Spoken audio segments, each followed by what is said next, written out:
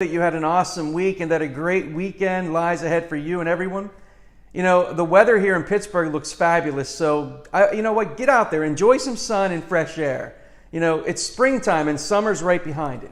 Make some time for yourself and your families. And that's my advice for everyone today. And speaking about advice, I want to share with you some advice, that was given to me a long time ago that recently resurfaced in my daily devotions. The advice: I don't know the secret to success, but the key to failure is to try to please everyone. Have you ever heard that before? Has someone ever said those words to you?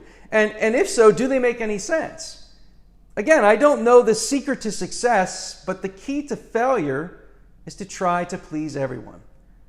Now, I can't recall who was the first person to share this advice, this wisdom with me, but I do know it has helped me a lot as I have waded through the waters of life, both as an individual and, of course, as a pastor. I especially like to refer back to the passage that inspired this quote, and that passage is Galatians chapter 1, verse 10. In it, Paul, the apostle, the writer of this letter, who was addressing a crisis in the church, said this: Am I now seeking human approval or God's approval? Or am I trying to please people? If I were still pleasing people, I would not be a servant of Christ.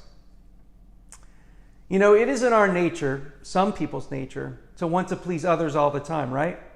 We want others to feel good about us. We want to gain their approval. We want to be liked. We desire to be liked. But that's a tall order, isn't it? We can't live up to other people's expectations all the time, which means that, people will be disappointed in us. And we have to find a way to be, okay with that. So, with that in mind, I want to share this story with you. Maybe it'll help.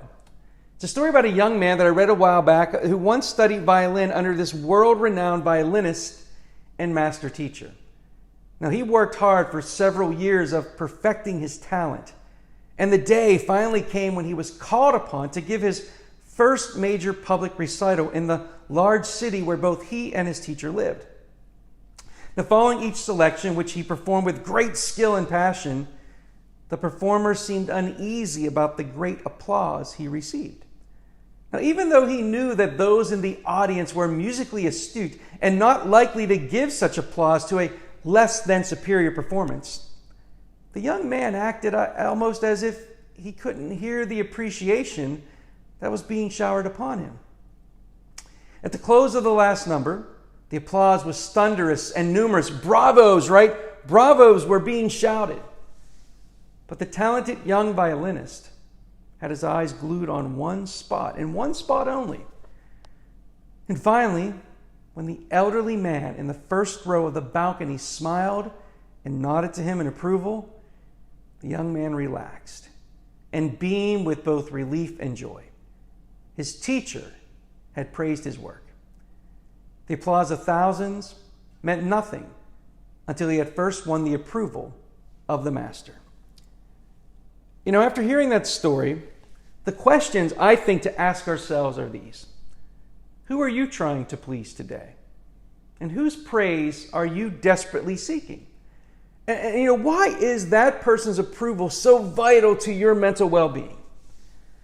My friends, the point is that we will never be able to please everyone all the time. My mother told me that a long, long time ago. It's just impossible to do. But here's the thing. We can please the one who matters most. And that person is God. As children of God, here's the great thing. God accepts us and cares for us and loves us just the way we are. And all God asks of us is that we love God with all our heart, our mind, and our soul. And of course, our neighbor as ourselves. So keep your eyes on God, and you can't ever fail.